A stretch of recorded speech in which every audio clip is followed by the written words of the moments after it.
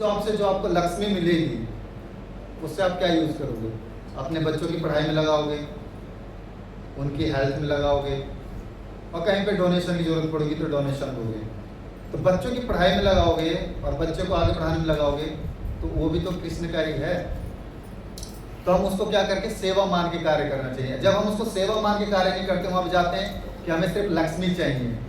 जैसे कि आज की डेट में क्या होता है, मंदिर में भी जैसे कि जाते हैं तो वहाँ पे मंदिर में पुजारी और बहुत सारे लोग किस पे होते हैं, सैलरी बेसिस पे। तो क्या करते हैं, बस अपने टाइम के अनुसार आएंगे और अपने टाइम के अनुसार निकल जाएंगे। जबकि वो मंदिर में पुजारी हैं और सैलरी ले रहे हैं, तब भी वो क्या कर रहे हैं, उसमें एक्स्ट्रा एफर्ट नहीं डाल रहे हैं। तो क्या कर रहे हैं, सैलरी लेकर निकल जा रहे हैं। तो वहाँ पे क्या हुई, भक्ति नहीं हुई। और जब भक्ति नहीं होगी तो भगवान बुद्धि नहीं देंगे। तो वहाँ पे क्या करना चाहिए उसको, कि थोड़ी सी भक्ति यूज करनी चाहिए कि अगर मैं मंदिर में सेवा कर रहा हूँ तो क्या कर रहा हूँ, थोड़ा सा एफर्ट अपनी तरफ से डालना चाहिए। वरना क्या हुआ, झटपट किया और गोल। जैसे कि हमें भी सेवा मिलती है मंदिर के अंदर, जैसे कि सेंटर में मिल गई सेवा, तो हम ये सोचते हैं कि कैसी तरह से हम अपनी सेवा को खत्म कर दें। खत्म हो गई, जी हमारी सेवा खत्म हो गई, अब हम जा रहे हैं। हम ये नहीं सोचते कि जो सेवा है ये भगवान की प्रसन्नता के लिए। जब हम ये सोचेंगे कि भगवान की प्रसन्नता के लिए है, तब क्या होगा, तब हम अच्छे से सेवा करेंगे। हम क्या सोचते हैं कि हमें सेवा खत्म करनी है, हमें सेवा मिली और हम भागना है। कुकिंग की सेवा मिली है तो कुकिंग करना है और यहाँ से 9 2 11 हो जाना है। झाड़ू पोछा की सेवा मिली है, झाड़ू पोछा करना है और चले जाना है। तो किस वजह से हो रहा है कि हमारी भक्ति दृढ़ नहीं है, भक्ति में हम आगे नहीं बढ़ रहे हैं। इसका सबसे बड़ा उदाहरण यही है कि अगर आपको सेवा में मन लगने लग जाए तो इसका मतलब क्या है कि भक्ति में आप आगे बढ़ रहे हैं। और सेवा में मन नहीं लग रहा तो भक्ति में आगे नहीं बढ़ रहे। जब सेवा में मन लगता है तभी आपका क्या है, जप में भी मन लगेगा, और जब जप में मन लगेगा तभी सेवा में भी मन लगेगा। तो एक चीज भी अगर गड़बड़ हो रही है तो दूसरे में मन नहीं लगेगा, और दूसरे में मन नहीं लगेगा तो आपका अपने परिवार में और आपके कार्य क्षेत्र में कभी मन नहीं लगेगा। इसी वजह से कार्य क्षेत्र में और परिवार के बीच में क्लेश होता रहता है, क्योंकि हम कृष्ण को सेंटर में नहीं रखते हैं।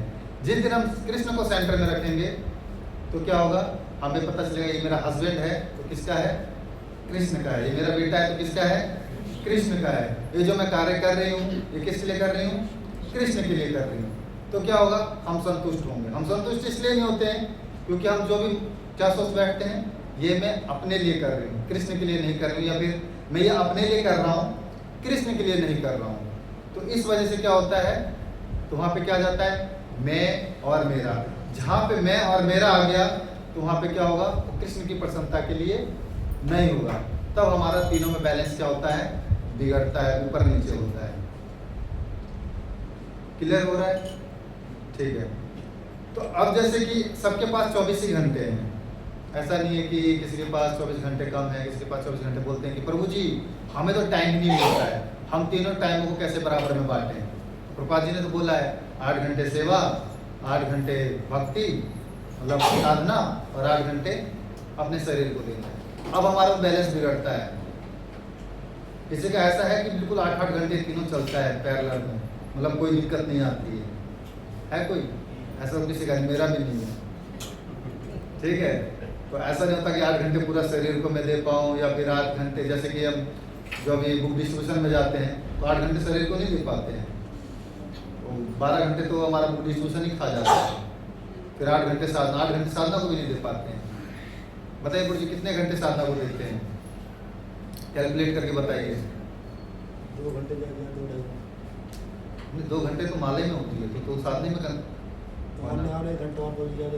2 घंटा मतलब माला, और 1 घंटा रीडिंग मान लो, और 1 घंटा हेयरिंग मान लो। बाकी प्रभुपाद जी ने बोला 8 घंटा, 8 घंटा तो हम दे नहीं पा रहे हैं। तो ये इसलिए बोला जाता है कि मतलब अगर हमारे टाइम जो है इक्वल में जो हमने बनाया है, अगर वो इक्वल में नहीं चल रहा है तब हमें उससे परेशान नहीं होना चाहिए। किस दिन आपके पास भरपूर टाइम होता है तो जो भी बैलेंस खाता बचा है ना उसको पूरा कर दो। जैसे मान लीजिए कि रीडिंग बची है आपकी 8 दिन की, आप 8 दिन मतलब जॉब में ज़्यादा बिजी थे और बच्चों में ज़्यादा बिजी थे, तो कहीं परिवार में चले गए कि कोई फंक्शन था या फिर किसी की डेथ हो गई तो चले गए, तो उस टाइम नहीं हो पाता है।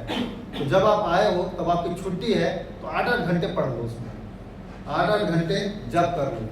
तो उससे क्या होगा ना कि आपका जो लगेगा कि मेरा थोड़ा बहुत बच गया था कंप्लीट हो जाएगा। हम ये चीज़ करते नहीं हैं। हम क्या करते हैं कि यार उधर थोड़ा बहुत कैसे भी करके कर ही लिया था, अब हम इधर से आराम से पहले शरीर को टाइम दे देते, तो उधर से शरीर को टाइम दिया, तो जो टाइम है उसको हम उसमें लगाएंगे, तो तीनों चीज़ हमारी क्या होगी, इक्वल होगी। हम सबसे ज़्यादा टाइम अपने किस में लगाते हैं, जिसमें हमारा ये होता है। जैसे कि मंगला आरती में आना हुआ, तो बोलेंगे प्रभु जी 4:30 बजे कैसे आए, 5 बजे कैसे आए, हमारी तो नींद ही नहीं खुलती है, शरीर में बहुत कष्ट है। लेकिन अगर वही ऑफिस में 5 बजे का तो जाना पड़ेगा, तो उस समय कष्ट नहीं होगा शरीर के अंदर।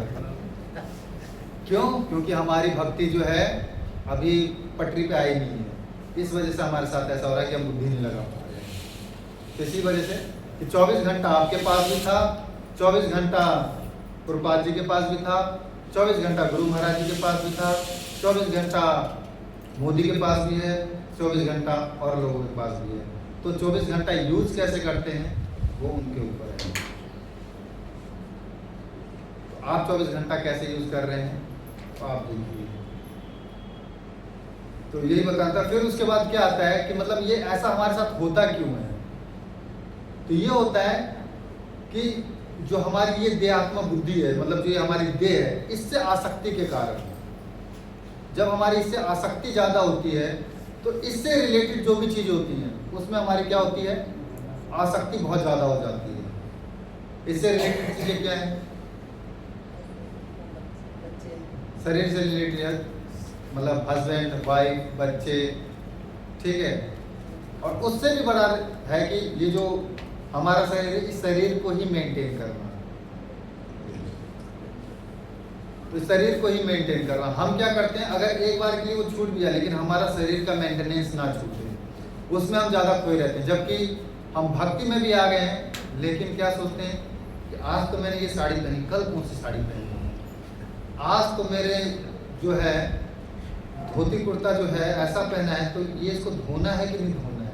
मेरे यहाँ पे नेपालपुर में ऐसा होता है, मैं बोलता हूँ जी आप धोती कुर्ता क्यों नहीं पहन के, पुर जी मैंने कल धो दिया। मैंने आप 1 हफ्ते से तो यहाँ पे आए नहीं थे मंदिर, बोले पुर जी आज आना था इसलिए कल धोया, तो सूखे नहीं। तो उनका ये लॉजिक होता है, मतलब 1 हफ्ते से उन्होंने नहीं धोया, आज मंदिर आना था तो कल धो दिया और वो सूखे नहीं। तो ये गजब के लॉजिक होते हैं। तो इसका मतलब क्या है कि अभी वो क्या कर रहे हैं, इसके अंदर में जो शरीर के लेवल पे हैं वो भी लगे पड़े। जैसे कि सनातनपुर जी यहाँ बता रहे थे कि जो शरीर के लेवल पे लगे हुए हैं, आत्मा के लेवल पे नहीं गए। मैं पीछे बैठ कर सुन रहा था। तो इसके लिए भी एक श्लोक आता है, विषयाविनिवर्तन्ते निराहारस्य देहिना रसवर्जम रसोपस्य परम दृष्ट्वा निवर्तते। मतलब क्या है कि हम जो है अगर भक्ति में धीरे धीरे आगे भी बढ़ते हैं तो जो विषय की आसक्ति है उसको तो हम एक बार के लिए छोड़ देते हैं, लेकिन जो विषय वस्तु है उसको भोगने की इच्छा जो है ना वो लगी रहती है। विषय वस्तु को छोड़ देते हैं, लेकिन उसको जो भोगने की इच्छा है, इच्छा ही हमारी खत्म नहीं हो पाती। तो इच्छाओं कब खत्म हो पाएगी, जब हम क्या करेंगे, उसको जो है अपने आप को क्या करेंगे, उत्तम रस देंगे। जब हम उत्तम रस देंगे तो क्या होगा कि वो छूटेगा। अब उत्तम रस के लिए क्या करना है,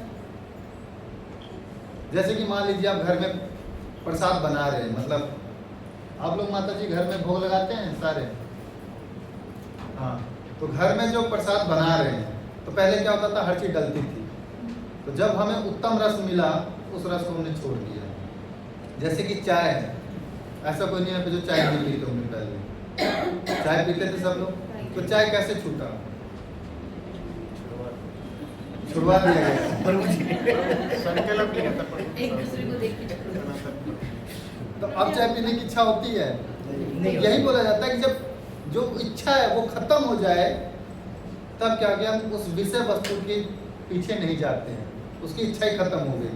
तो कैसे हुआ कि पहले तो उन्होंने ज़बरदस्ती छुड़वाया, लेकिन ज़बरदस्ती छुड़वाया तो उसके बाद कुछ दिया भी होगा।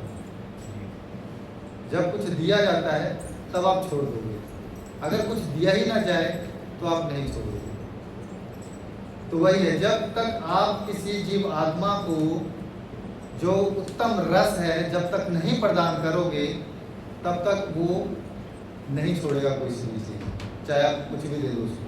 उसके अलावा उत्तम रस, और उत्तम रस है क्या? भगवान की भक्ति। भगवान स्वयं कहते हैं, कहाँ पे कहते हैं? सर्वधर्मान् परित्यज्य मामेकं शरणं व्रज अहं त्वं सर्वपापेभ्यो मोक्षयिष्यामि मा शुचा। तो उत्तम रस वही है कि आप सारे धर्मों को त्याग करके भगवान की शरण में जाओ, चाहे वो पत्नी धर्म हो, चाहे पति धर्म हो, चाहे पुत्र धर्म हो, चाहे पुत्री धर्म हो, चाहे मातृ धर्म हो, चाहे पितृ धर्म हो, चाहे ऑफिस का धर्म हो। आप कोई सा भी धर्म हो, जब उसकी उन सारे धर्मों को त्याग करके आप भगवान की शरण में जाते हो, तब वो आपको आगे बढ़ने में हेल्प करते हैं और बुद्धि प्रदान करते हैं। वरना आप नहीं सोचोगे कि मैं इस ऑफिस को पकड़ के रखूं, अपनी पोस्ट और पोजीशन को पकड़ के रखूं और मैं उधर भी पकड़ूं, तो आप क्या होगा? दो नाव में सवार हो जाओगे और फंस जाओगे, क्योंकि आपने कृष्ण को नहीं पकड़ा। तो क्या करना है? पहले हम कृष्ण को पकड़ना है। जब तक हम कृष्ण को नहीं पकड़ेंगे तब तक ये सारी चीज़ें चलती रहेंगी। तो अब इसमें कुछ चीज़ें और भी आती हैं। तो अब इसमें पहला चीज़ आता है कि अविद्या, कि हमारे पास विद्या नहीं है, हमारे पास वो ज्ञान नहीं है जिससे हम तीनों चीज़ों को बैलेंस कर पाएँ। ठीक है, तो बोला जाता है अविद्या का कभी नाश नहीं होता है। हर चीज़ का आपके नाश हो जाएगा, आपके पास जो भी चीज़ है हर चीज़ का नाश हो सकता है, लेकिन अविद्या का नाश नहीं हो सकता है। और सबसे बड़ी अविद्या क्या है? कि हम ये एक शरीर है, ये मेरा पुत्र है, ये मेरी पुत्री है, मेरा ऑफिस है, सबसे बड़ी अविद्या है, और इसका नाश कभी नहीं हो सकता है।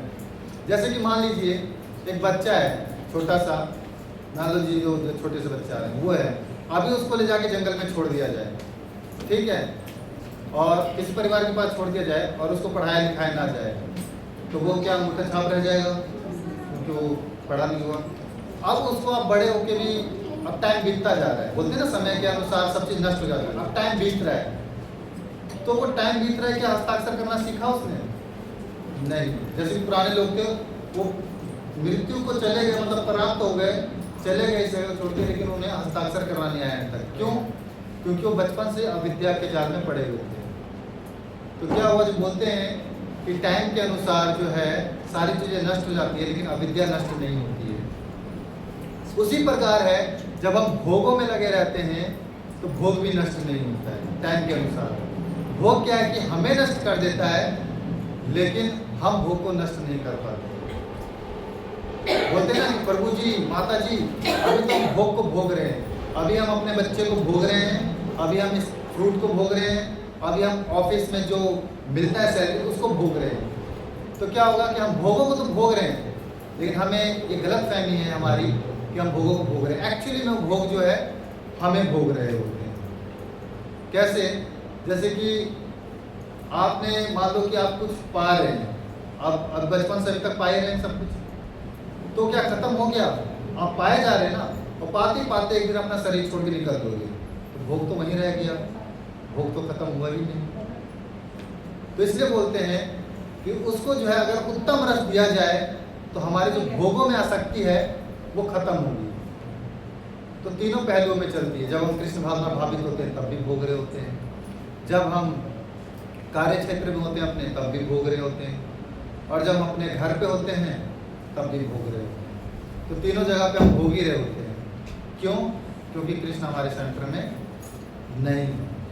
जब हमारे सेंटर में कृष्ण आ जाएंगे तब हम भोगना बंद करेंगे, और भोगना बंद कब करेंगे? जब हमें उत्तम रस की प्राप्ति होगी। अब बोला जाए प्रभु जी उत्तम रस की प्राप्ति तो ठीक है, लेकिन आप बोल रहे हो भक्ति करना, भक्ति हो तो हो कैसे?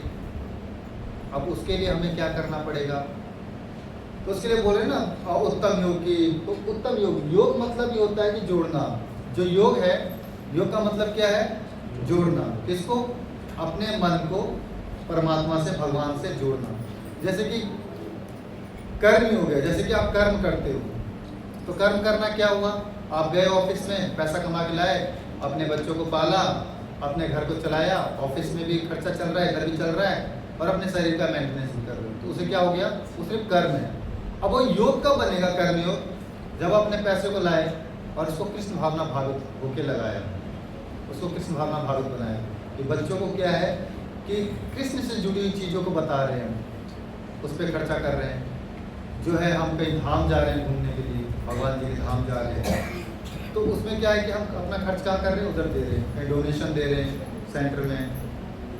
तो क्या हो रहा है, हम कृष्ण भावना भावित हो रहे हैं। हम अपने जब कार्य कर रहे हैं अपने जॉब के पास, तो वहाँ पे भी हम सोच रहे हैं जो कार्य हम कर रहे हैं किसके लिए कर रहे हैं, कृष्ण के लिए कर रहे हैं। तो वहाँ पे भी जब आप ये सोचोगे तो मुख पे चलेगा हरे कृष्ण महामंत्र। तो उससे क्या होगा कि हमारा भोगों को जो भोगने की आसक्ति है वो खत्म होगी। तो ये जो कर्म योग है, तो फिर कर्म योग क्या होगा, भक्ति बन जाएगी।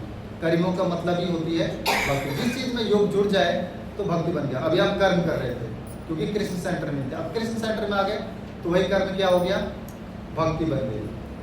उसी तरह से भक्ति योग, भक्ति योग में क्या होता है, जितनी भी हमारी सेंसेस होती हैं उनको हम क्या लगाते हैं, भगवान की सेवा में लगाते हैं। जैसे आँख हो गया, नाक हो गया, कान हो गया, मुंह हो गया, सॉरी जीवा हो गया और त्वचा हो गया, और सब क्या करते हैं, भगवान की सेवा में लगाते हैं। जब हम भगवान की सेवा में लगाते हैं तो क्या होता है, वो भक्ति योग बन जाता है। तो हमने क्या किया, जो ये सेंसेस है, सेंसेस किसके पास काम करता है, मतलब मन को पहुंचाता है सारी चीज़ें, और मन क्या हो गया, अब भगवान में लग गया, तो ये हो गया भक्ति योग। उसी तरह से फिर होता है ज्ञान योग और ध्यान योग। तो क्या है, वो इनएक्टिव होता है। उसमें क्या होता है, आप ज्ञान ले रहे हो और ध्यान कर रहे हो, जैसे कि सनातन जी ज्ञान के बारे में बता रहे थे, तो वो इनएक्टिव होता है। तो मतलब उसमें कोई एक्शन होता है ना, उसमें कर्म योग होता है ना सेंसेस का यूज होता है।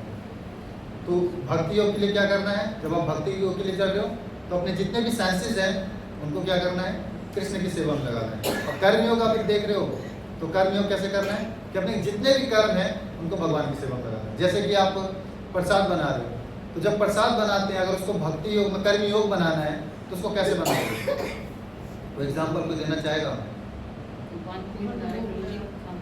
वो तो भगवान को भोग तो बाद में लगेगा बांधने के बाद। तो सबसे पहले ये स्टार्ट होता है, जैसे कि हम खाना बनाना मतलब प्रसाद बनाने का कर्म कर रहे हैं, भोग बनाने का कर्म कर रहे हैं, तो स्टार्टिंग होता है कि हम भगवान के लिए आज क्या खरीदें। तो जब खरीदने जाते हैं तो वहाँ से स्टार्टिंग होती है कि आज हम भगवान के लिए क्या खरीदे। कल हमने क्या कराया था, हमने बहुत दिन से ये नहीं खिलाया, भगवान जी को उतने दिन ये खिला दिया, आज हम ये खिलाएंगे। तो उससे क्या होगा, आज भगवान जी ना 4 दिन से मीठा मीठा पा रहे हैं, लेकिन भगवान जी को कुछ मीठा मीठा तो लग रहा, तो आज ऐसा करते हैं करेला खिलाते हैं, थोड़ा सा कड़वा होगा ना तो मन ठीक हो जाएगा। लेकिन हम सोचेंगे हमें तो करेला पसंद नहीं है, तो भगवान जी को भोग क्यों लगाए। होता है ना कि हमें जो पसंद है भगवान को वही लगाते हैं। तो एक्चुअली में वो पूरा का पूरा जो है कर्म योग नहीं बना, क्योंकि हमने अपने लिए सोचा, हमने भगवान के लिए नहीं सोचा। ये प्रसाद बनाते समय बता रहा हूँ, तो हम खरीदेंगे क्या चीज़, वो उनकी सोच के हिसाब से हम खरीदेंगे, तब वो क्या बनेगा, कर्म योग बन जाएगा। आप किसी भी चीज़ को ऐसे लें और उनके हिसाब से सोचेंगे ना तो कर्म योग बन जाएगा। जैसे कि चलते चलते एक प्रभु जी हैं जो अभी फरीदाबाद में रहते हैं, कृपालु माधव प्रभु जी, तो उनकी आदत है अगर आप उनके साथ चल रहे होगे ना तो चलते चलते रास्ते में बोलेंगे, प्रभु जी भगवान जी इस टाइम क्या कर रहे होंगे। उनका ये क्वेश्चन होता है, जैसे अभी चल रहे हो ना रास्ते में, वो टाइम में कोई मतलब नहीं है, प्रभु जी भगवान जी इस टाइम क्या कर रहे होंगे।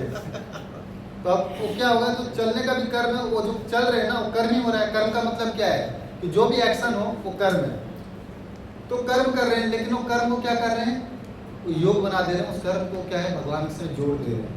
अब वहाँ पे आ गया तो अब आप ना कुछ तो बताओगे कि भगवान शाम का समय हो गया है, तो धूली बेला का समय हो गया है, तो भगवान जी गैया चरा के आ रहे हैं, तो वो सारी लीलाएं क्या होगी, स्मरण होने लग जाएगी। ठीक है, दोपहर हो रहा होगा तो भगवान जी अभी शायद आराम कर रहे होंगे अपनी पटरानियों के साथ। सुबह का बेला है तो भगवान जी अभी यज्ञ कर रहे होंगे या दान दे रहे होंगे, तो ऐसा आप सोच सकते हैं वो टाइम के अनुसार। लेकिन उसके लिए क्या करना पड़ेगा, पहले हमें सारी चीज़ें जाननी पड़ेगी भगवान किस टाइम पे क्या करते हैं, और उसके लिए क्या करना पड़ेगा, हमें शास्त्रों का अध्ययन करना पड़ेगा और श्रवण करना पड़ेगा। अब बोलेंगे पब जी इतनी सारी चीज़ें तो हो गई, अब आगे लेकिन ये सारी चीज़ें होंगी कैसे आगे, आपने बता दिया। तो उसके लिए सबसे सिंपल बताया गया है कि ये चीज़ें कब मैनेज होंगी, जब हम साधु संग करेंगे। बोला जाता है कि साधु संग जो कोई कर रहा है तो उसका फिर ये अपने आप इक्वल होता चला जाता है। अब साधु संग के लिए क्या करोगे, अब पहचानने कैसे कि जी साधु कौन है। एक चीज़ ये भी आता है ना कि बाहर में बहुत सारे आते हैं, संग फूकते रहते हैं, गिरवे वस्त्र पहने हुए हैं, तो साधु है कौन। तो भगवद गीता में एक श्लोक बताते हैं मात्रा स्पर्शास्तु कौन्तेया शीतोष्ण सुख दुःखदा अगाम अपायनो अनित्या तांत्रिक सस्व भारत। मात्रा स्पर्शास्तु कौन्तेया मतलब जितने भी इस शरीर से रिलेटेड जो विषय वस्तु हैं उनके जो है मात्रा से आप सुख और दुख की कल्पना ना करें। जैसे कि मान लो गर्मी आया तो गर्मी में भी हमें कोई मतलब बेचैन नहीं होना है, और जब सर्दी आया तो सर्दी में बेचैन नहीं होना है। जैसे क्या होता है, जब सर्दी आता है तो लोग दक्षिण की ओर भागते हैं, और जब गर्मी आता है तो दक्षिण से फिर उत्तर की ओर भागते हैं लोग, क्योंकि उत्तर में ठंड थोड़ा सा हल्का मौसम ठंडा होता है और दक्षिण में जो है मौसम गर्म होता है। तो जो साधु पुरुष है वो इन चीज़ों के अनुकूल रहता है, प्रतिकूल नहीं होता है। तो प्रतिकूल मतलब क्या कि मतलब अलग अलग भाग रहा है। तो अब उनकी शरण लेंगे। अब देखना कि ऐसे साधु मिलेंगे कहाँ, तो हर जगह पे इस सेंटर में आ रहे हो सारे साधु ही हैं। जरूरी नहीं कि कोई गिरवे वस्त्र वाला ही साधु हो, जो वाइट में बैठे हैं, जो साड़ी में बैठे हैं वो भी सारे सारे साधु हैं। तो आप उनका जब संग करना स्टार्ट करोगे तब क्या होगा, जो साधु होगा तो आप वो बताएगा कि आपको करना क्या क्या। माता जी आपने यहाँ पे गड़बड़ी कर दी, प्रभु जी आपने ना यहाँ पे गड़बड़ी कर दी, तो तुरंत क्लियर कर देंगे। जब वो क्लियर करेंगे तो आप सचेत हो जाओगे। अब आप साधु संग कर नहीं रहे हो और बोले मेरे को तीनों मतलब जो चीज़ें हैं उनको मैनेज करनी है, अब कभी कर ही नहीं पाओगे। मान लीजिए कि मैं चीज़ पूछूं और साधु रहेगा तो आपको चीज़ें बताता रहेगा। मान लो मैं पूछूं कि यहाँ पे जो है मतलब बॉलीवुड सॉन्ग्स या फिर हरियाणवी सॉन्ग्स या फिर जो आपके लोकगीत हैं कितने याद होंगे सबको? बहुत सारे याद होंगे, अभी बहुत सारे गात हो गए, मेरे को बहुत सारे याद हैं, है ना? है ना माता जी? सुने ना तो गा दोगे। अब मैं पूछूं वैष्णव सॉन्ग्स गाना है, तब वैष्णव सॉन्ग्स गाना है तो कितने याद हैं? क्यों? क्योंकि हमने वैष्णव सॉन्ग सुने थे। तो इसलिए बोलते हैं कि श्रवण करना बहुत महत्वपूर्ण है। अब वो श्रवण कब होगा? जब आप साधु संग करोगे। साधु संग करोगे तो आप थोड़ा सा भी कोई भौतिक गाना सुनोगे ना तो टोक देंगे। जैसे कि एक बार मेरे को भी टोका था, मैं और सनातन प्रभु जी और सनातन प्रभु जी के ऊपर कौन रहते हैं? सनातन प्रभु जी के ऊपर कौन रहते हैं बिल्डिंग में? महेश्वर कृपा प्रभु जी। हम तीनों थे, वृंदावन गए हुए थे, तो उधर एक म्यूजिक चल रहा था, ठीक है। तो अब मेरी चेतना ऐसी थी कि वो म्यूजिक चल रहा था, मैं भी गुनगुना दिया। तो महेश्वर कृपा प्रभु जी ने बोला, प्रभु जी कितनी खतरनाक चीज़ है ना ये, हमने बचपन से ये सुना है तो तुरंत मुख पे आ गया, वैष्णव सॉन्ग्स लेकिन हमारे मुख पे नहीं आता है। तो क्या है? क्योंकि हमने साधु, अब देखो मैं साधु संग कर रहा था तो उन्होंने मेरे को तुरंत टोक दिया, तो उससे क्या हुआ, मैं उस चेतना को अपने तुरंत झाड़ा कि नहीं गलत कर रहा हूँ। तो इसी तरह जब आप साधु संग करोगे तो क्या होगा कि आपको कोई ना कोई तुरंत टोक देगा कि प्रभु जी आप पानी पूरी को देख के मुंह में पानी क्यों आ रहा है? ये बाहर की चीजें, इसको मना किया गया है। आपको पाना है तो घर पे जाके बनाइए, पाइए। होता है ना, जैसे कि एक बार मेरे साथ हुआ, मैं गया था इनके कहने पे बुद्धिस्ट ट्यूशन करने, ये कौन सी मार्केट है वो, तो वहाँ पे जहाँ पे देख रहा सबको मोमोस ही दिख रही है मेरे को। और जो भक्त लोग हैं बोल रहे प्रभु जी यहाँ पे तो हर जगह मोमो दिख रहा है, कोई बात नहीं शांत रहो। तो वो घर उनको महिपालपुर मंदिर में लाया और अगले दिन फिर मैंने उनको मोमोज बना के खिलाया। बोले प्रभु जी अब सेटिस्फेक्शन मिल गया, वरना अभी तक मुझे पानी था। तो क्या हो गया कि जब हम साधु संग करते हैं तो ये सारी चीज़ें हमारी खत्म होती है। अब जैसे कि साधु संग, अब उसमें भी कुछ चीज़ें होती हैं। जैसे साधु संग देखिए जो मतलब श्रवण है, तो अर्जुन ने भी किया था, मतलब वो भी भगवान जी का संग कर रहे थे, वो भी श्रवण कर रहे थे, मतलब इसमें कुरुक्षेत्र में खड़े होते। और धृतराष्ट्र भी वही चीजें सारी सुन रहे थे, लेकिन किसकी चेतना शुद्ध हुई? धृतराष्ट्र की, अर्जुन की? अर्जुन की। क्यों? क्योंकि अर्जुन ने जब सुना तो साधु संग में बना रहा, लेकिन धृतराष्ट्र ने साधु संग करना छोड़ दिया। ऐसे एक और उदाहरण आता है, प्रहलाद महाराज और क्यादु माता जी। क्यादु माता जी थी ना प्रहलाद महाराज की मम्मी।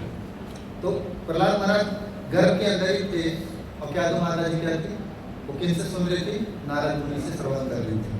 जब नारद मुनि से श्रवण कर रही थी तो प्रहलाद महाराज के अंदर सुन रहे थे। लेकिन जब प्रहलाद महाराज जी आए इस जगत में, और तो उसके बाद भक्त कौन बना? प्रहलाद महाराज जी, ना कि क्यादु माता जी। क्यों? क्योंकि क्या माता जी ने क्या किया, पहले तो एक भक्त का संग किया, वैष्णव का संग किया, साधु का संग किया, लेकिन उसके बाद क्या किया, अपने पति का संग किया। जो उसका पति था उसको बोलता था विष्णु कौन है, मेरा सतगुरु। तो माता भक्त नहीं बन पाई, लेकिन पुत्र भक्त बन गया। किस वजह से, क्योंकि वो साधु संग में लगे थे। तो माता जी ने क्या किया, दूसरी चीजों में भी संग कर दिया। तो इसीलिए हमें देखना चाहिए हम संग किसका करें। अब ऑफिस में जाते हैं तो देखना है कि हम वहां पे गए तो हैं,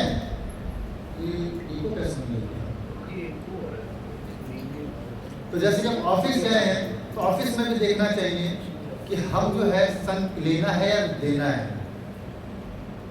इसको कम कर दीजिए। तो जैसे बोला जाता है कि जैसे एक नाटक होता है, नाटक मंडली होती है, तो उसमें क्या करते हैं, अपना जो नाटक होता है उसमें करके फिर अपने असली अस्तित्व में आ जाते हैं। तो उसी तरह से अगर हम भक्त हैं तो हमें क्या करना चाहिए, ऑफिस जाना चाहिए, हाथ सबसे मिलाइए, मुस्कुराइए सबके सामने, हंसिए सबके साथ, लेकिन अपना हृदय वहां ना लेके आइए। जब हम अपना हृदय वहां लेके आते हैं तब गड़बड़ होता है। तब क्या होता है, तब हम साधु संग का संग छोड़ना स्टार्ट करते हैं और फिर हमारा तीनों चीज बैलेंस बिगड़ने लगता है। तो इसलिए बोला जाता है कि हमें जहाँ पे जाना चाहिए देखना चाहिए कि हम कौन सा संग कर रहे हैं।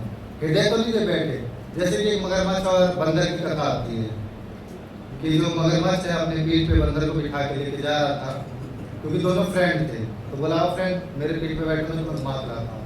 तो ले गया, तो जाते जाते बोल रहा कि आज ना मेरे परिवार वाले तुमसे मिलेंगे। बोला ठीक है। बोले ना उनको ना तुम्हारा ना हृदय खाना है, मतलब तुम्हारा जो हृदय है वो चाहिए उनको, तो आज हम सब ना आपके हृदय का एंजॉय करेंगे।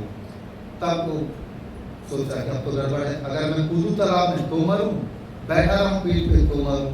तो उसने क्या किया, बुद्धि लगाई और बोला कि मैं अपना हृदय, तो आपने गड़बड़ कर दिया, आपको पहले बताना चाहिए आपको मेरा हृदय चाहिए, तो मैं लेके आता, मैं अपना हृदय तो पेड़ पे छोड़ के आया हूँ, तो वापस चलिए मुड़िए, मैं अपना हृदय ले लूंगा, फिर मैं आऊँगा आपके साथ, अपना कलेजा ले लूंगा। तो वापस गया मगरमच्छ, तो वहाँ जैसे पहुंचा बंदर चढ़ गया पेड़ पे और फिर बोला राम राम जी और जाइए हमें। तो एक्चुअली में क्या किया, बंदर ने अपना हृदय नहीं दिया। हम क्या करते हैं, हम जहाँ जाते हैं अपना हृदय ले बैठते हैं, हंसते गाते अपना हृदय ले बैठते हैं, और फिर वो सारी चेतना जो है हमें ट्रांसफर होती है। जब हमें ट्रांसफर होती है फिर हम वहाँ से आते हैं यहाँ पे, प्रभु जी सेंटर में ना मन नहीं लग रहा, माला में मन नहीं लग रहा है, हमारा ऐसे होता है बरोबर। माला में मन नहीं लग रहा, रीडिंग में मन नहीं लग रहा, क्या करें। एक्चुअली में क्या किया, अपना हृदय हमने कहाँ पे दे दिया, जहाँ गए थे वहाँ दे दिया। चाहे ससुराल में गए, चाहे मायके गए हों, चाहे अपने पार्टी में गए हों, चाहे ऑफिस में गए, हमने अपना हृदय वहाँ दे दिया, इसलिए हमारा मन नहीं लगता। और हृदय रखना क्या है, हंसना बोलना सबके साथ है, लेकिन हृदय अपने पास होना चाहिए, वो नहीं, वो छोड़ के नहीं आना चाहिए। अगर वो छोड़ दिया तो कहानी गड़बड़ है। ठीक है, जैसे कि एक बार मोहन बाबू जी बता रहे थे कि वो एक 5 स्टार होटल में गए थे दिल्ली में ही। तो जब वो वॉशरूम के लिए गए तो बाहर में 2 व्यक्ति खड़े थे, मतलब 2 खड़े थे, उनको सैलरी मिलती थी। तो जाने लगे बाथरूम में, तो मोहन बाबू जी देख कैसे मुस्कुराए, तो वो गए। अब अंदर गए तो देखा कि जैसे ही उन्होंने वॉश मतलब जो शंका करनी थी त्याग दिया, उसके बाद आए तो टाइपिस्ट ने एक ने बोला, वो भी मुस्कुरा रहा था टैप खोलते हुए। फिर एक लेके टावल खड़ा था, वो टावल दिया मुस्कुराते हुए, हाथ पोछा। फिर जब वो बाहर आए तो जो 2 खड़े थे तो फिर उनको देख के मुस्कुराए। तो क्या उन्होंने अपना हृदय दिया वहाँ पे जो मुस्कुरा रहे थे? नहीं, एक्चुअली उसने सिर्फ पैसे के लिए मुस्कुराया। तो इसलिए जहाँ पे भी हम जाते हैं तो हमें क्या करना चाहिए, मुस्कुराइए, हाथ मिलाइए, उनसे व्यवहार अच्छा कीजिए, लेकिन अपना हृदय ना दीजिए, जैसे कि उन लोगों ने किया। तो मोहन बाबू जी बता रहे थे, हम लोगों की सबसे बड़ी गलती क्या होती है, हम जहाँ जाते हैं अपना हृदय दे देते हैं और फिर बाद में आते हैं बोलते हैं हमारा माला में मन नहीं लग रहा।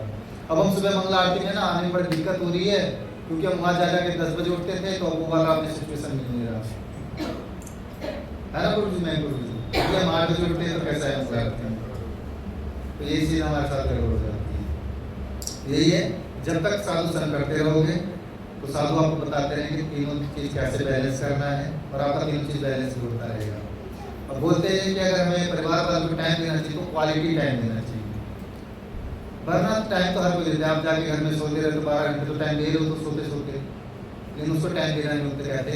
तो एक जो भक्त है वो हस्बैंड वाइफ में डिवोर्स का चांस आ गया था, तो वो गए थे महाराज के पास। तो महाराज ने बोला कि आप दोनों एक दूसरे को टाइम कब देते हो? तो पता चला कि दोनों एक दूसरे को क्वालिटी टाइम भी नहीं देते थे, तो इस वजह से डाइवोर्स हो रहा था। तो महाराज ने बोला कि आप दोनों सैटरडे को जो है हाफ डे एक दूसरे के साथ रहो। सोचो पूरे हफ्ते में नहीं बोला कि पूरे हफ्ते के साथ रहना है, सैटरडे को एक दूसरे को क्वालिटी वाला टाइम दोगे, हाफ टाइम मतलब आधे दिन से पूरा, मतलब 12 घंटे मतलब तो 12 घंटे क्वालिटी टाइम दोगे। तो उससे क्या होगा कि आपका जो है परिवार एक अच्छे तरीके से चलेगा। तो उनका डाइवोर्स कैंसिल हो गया और आज तक वो सही से चल रहे हैं। तो हम लोग क्या करते हैं, क्वालिटी टाइम नहीं देते हैं, फालतू वाला टाइम दे देते हैं, इससे हमारे घर में क्लेश मनता रहता है। तो एक दिन में आधा दिन जो है, ये सरकार जी मेरे बता रहे थे, वही मैं आपको बता रहा हूँ कि हमें क्वालिटी वाला टाइम देना चाहिए। तो इसमें दो चीज़ें आती हैं, तो पर्ची कैसे करें? तो एक तो देखो इसमें दो चीज़ें क्या होती है, एक तो होता है अर्जेंट। अर्जेंट क्या है और रिक्वायरमेंट क्या है? मान लीजिए कि अभी अर्जेंट है लेकिन रिक्वायरमेंट नहीं है, तो हमें देना ही क्यों? और रिक्वायरमेंट है पर अर्जेंट नहीं है, फिर भी क्यों देना? जब अर्जेंट और रिक्वायरमेंट हो तो हमें पूरा देना चाहिए। अब पूरे दिन सोचिए कि आप एक साथ रहेंगे तो ना अर्जेंट है ना रिक्वायरमेंट है, तो कोई फायदा नहीं। जब हम हफ्ते में एक दिन देते हैं टाइम, तो वो अर्जेंट वाला रिक्वायरमेंट दोनों होता है, जैसे कि हमारी फैमिली को मैनेज कर सके, तो परिवार अच्छे से चलता है। जैसे कि पुराने लोग भी गाँव में रहते थे, तो शायद ही अपने हस्बैंड वाइफ एक दूसरे से मिलते थे, बहुत मुश्किल से मिलते थे, क्योंकि एक दलान में सोता था, एक घर में सोती थी। लेकिन उनका कभी डाइवोर्स हुआ नहीं, कभी नहीं। क्योंकि वो जब भी देते थे तो कौन सा टाइम देते थे? Quality time. और हम लोग आज के डेट में क्या करते हैं, पूरे दिन रात एक दूसरे का शक्ल देखते रहते हैं, तो क्वालिटी टाइम होता नहीं है और फिर एक दूसरे का माथा फोड़ते हैं। ठीक है, तो जब साधु संग करोगे तो अपने घर वालों को क्वालिटी टाइम दे पाओगे। अब किसी का क्वेश्चन है तो कोई क्वेश्चन कर सकता है। ऐसे बच्चों के साथ भी, बच्चों को हमें क्वालिटी वाला टाइम देना चाहिए। पूरे दिन रात बच्चे भी आपको नहीं देखना चाहते और आप भी चाहते हो पूरे दिन रात बच्चे हमारे साथ रहेंगे, क्योंकि वो काम आपका बिगाड़ते रहेंगे, तो उनको भी क्वालिटी वाला टाइम देना चाहिए। और आजकल के तो पेरेंट्स इतने गड़बड़ हो गए हैं कि बच्चों में क्या कर दिया है कि वो जहाँ जाएंगे तो उनके पीछे पीछे जाएंगे, तो उनकी इंडिपेंडेंसी खत्म कर दी है, जिससे कि वो आगे बढ़ नहीं पाते हैं। मैंने बहुत सारे परिवार को देखा, नरोली में एक दो परिवार ऐसे हैं कि उनका बच्चा बेचारा ऐसा बुर्बक है कि वो नाई के पास अकेले बाल नहीं कटवाने जा सकता। वो किस वजह से? क्योंकि उन्होंने अपना टाइम उसको इतना फालतू वाला दिया है कि कुछ कर नहीं पा रहा। ज़्यादा ही दे दिया।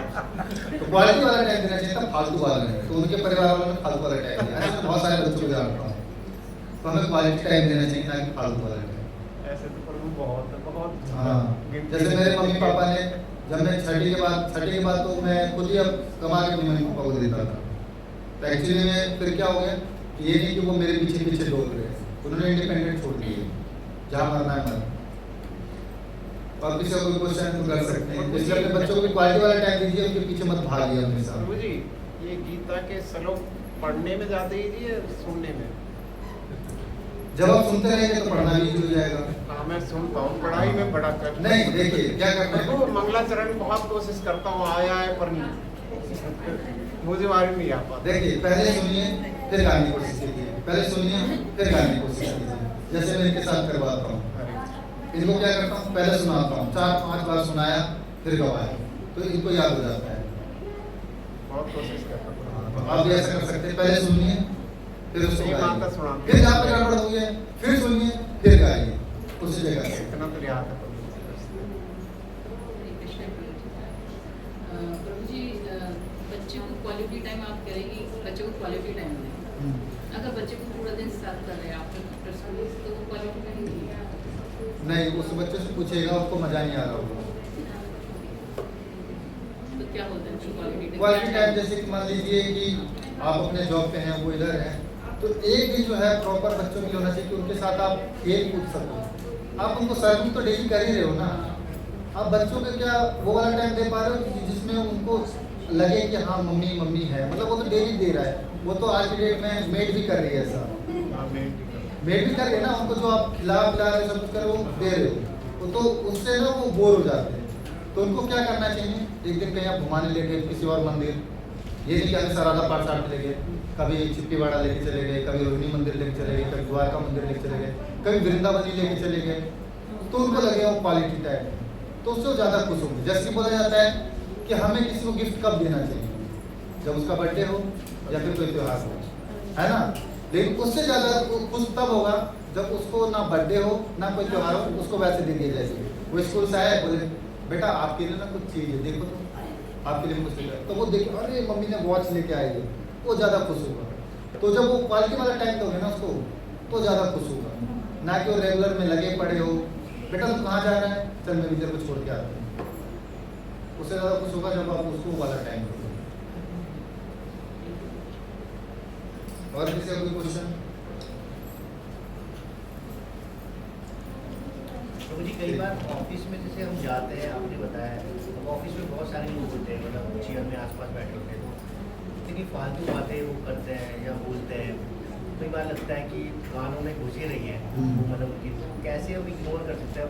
वहाँ पे ऐसा भी नहीं है कि उनको नहीं, हाँ जरूर नहीं इग्नोर नहीं करना, मैं बता दूँ क्या करना। अगर इग्नोर करोगे तो फिर वो आपको इग्नोर कर देंगे। तो करना क्या है कि जैसे कुछ बात कर रहे हैं ना, तो वैसे उसमें कृष्ण को जोड़ दीजिए, ठीक है। उनका संग मत लीजिए, उनको संग दीजिए। जैसे मान लो कुछ कर रहे हैं कि अरे यार आज ना मूवी में मजा आ गया, तो पता है नई मूवी लगी है, हम देखने गए थे, तू नहीं देखने गया? आप बोलो अरे हाँ मजा आ गया, मैं प्रहलाद नरसिम्हा की मूवी देख के आया हूँ, मैंने ये मूवी देखी। तो कौन से एग्जाम्पल दो उसके? तो पता है कृष्ण जी उसमें क्या कर रहे थे? मैंने ना लिटिल कृष्णा देखी, लिटिल कृष्णा पता है भगवान जी क्या करते? अब भगवान की टॉपिक छेड़ दो उसके ऊपर।